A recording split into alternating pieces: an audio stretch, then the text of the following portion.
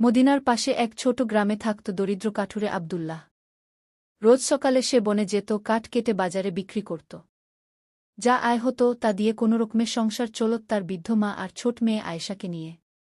একদিন ভোরে বনে যাওয়ার পথে আব্দুল্লাহ দেখল রাস্তার ধারে এক বৃদ্ধ ক্লান্ত হয়ে বসে আছেন। পিপাসায় তার ঠোঁট শুকিয়ে গেছে। আব্দুল্লাহর নিজের কাছে শুধু একটা পানির মশক আর ৩টা খেজুর ছিল সারাদিনের সম্বল। সে কোনো দ্বিধা না করে বৃদ্ধকে পানি পান করাল আর ৩টা খেজুরই তার হাতে দিয়ে দিল। বৃদ্ধ হেসে বললেন, বেটা, আল্লাহ তোমার রিজিকে বরকত দিন ঘু। সেদিন বনে গিয়ে আব্দুল্লাহ একটা শুকনো গাছ কাটতে গিয়ে দেখল গাছের কোটরে কেউ অনেকগুলো দিরহাম লুকিয়ে রেখেছে। সম্ভবত কোনো মুসাফির বিপদে পড়ে রেখে গেছে। আব্দুল্লাহর মনটা দুলে উঠল, এই টাকা দিয়ে সে মাসের পর মাস আরামে চলতে পারবে।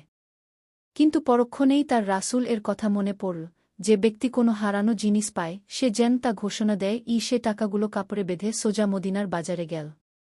সারাদিন চিৎকার করে বলল, কেউ কি কিছু হারিয়েছেন?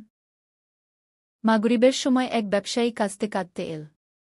বলল, ৩ মাস আগে ডাকাতের ভয়ে সে টাকাগুলো ওই গাছের কোটরে রেখেছিল। আজ খুঁজতে এসে পাচ্ছিল না।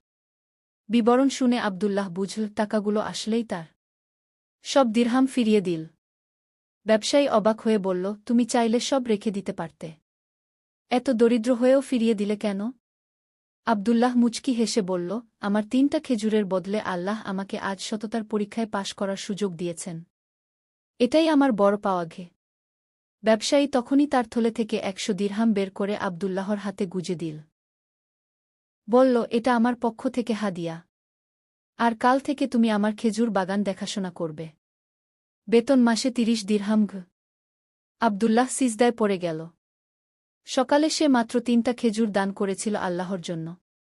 সন্ধ্যার আগেই আল্লাহ তার রিজিক